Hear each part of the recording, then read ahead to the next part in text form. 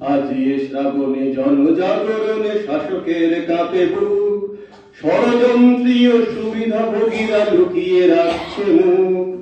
পালাবি কোথায় খুনি ধর্ষক, তোকে শাসকেরা বাঁচায়। পালাবি কোথায় খুনি ধর্ষক, তোকে শাসকেরা বাঁচায়। হকের লড়াই লড়ছি দেখে যা কোটি কোটি জনতাই। আজ থেকে ঠিক 6 মাস আগে ঘটেছিল নারকীয় ঘটনা। তোলপাড় হয়েছিল গোটা বিশ্ব। আরজিকর কাণ্ডের 6 মাস পূর্তিকে অবিচারের 6 মাস হিসেবেই দেখছেন অনেকেই।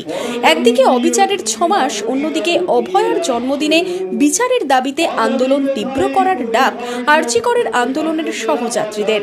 রবিবার বহরমপুরে জেলা সাংবাদিক সংঘে বিচারের দাবিতে আন্দোলনকে জোরদার করতে হলো মতামত বিনিময়। আজকে আমরা একটা বিশেষ কর্মসূচি নিয়েছি, সেটা হচ্ছে যে আজ 9 ফেব্রুয়ারি, 9 আগস্ট আরজিকরের সেই বর্বরচিত ঘটনা ঘটেছিল। আজকে তার 6 মাস পূর্ণ হলো এবং আজও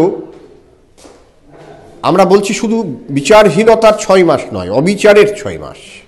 কারণ বিচারের নামে যা হয়েছে তা সুবিচার হয়নি। ফলে এই অবিচারের 6 মাস বা বিচারহীনতার 6 মাস আমরা আজকে প্রতিবাদের একটা দিন হিসেবে বেছে নিয়েছি এবং একই সঙ্গে আজকের দিনটি সেই তিলোত্তমা যাকে আমরা হারিয়েছি তার জন্মদিনও বটে। ফলে এই দুটি দিনকে একই সঙ্গে মিলিয়ে আমরা আজকে বহরমপুর সাংবাদিক সংঘের সভাকক্ষে একটি মতবিনিময় অনুষ্ঠানের আয়োজন করেছি। আমরা এতদিন রাস্তায় থেকেছি, লড়াই করেছি, মিছিল করেছি, প্রতিবাদ করেছি। অনিকেত মাহাতো এই আন্দোলনের অন্যতম মুখ, জুনিয়র ডাক্তার আন্দোলনের নেতা, তাকে নিয়ে এসেছি আমরা, এখানে প্রোগ্রাম হয়েছে। আজকে আমরা মিলছি যে আগামী দিনে আমরা কি কর্মসূচি করতে পারি।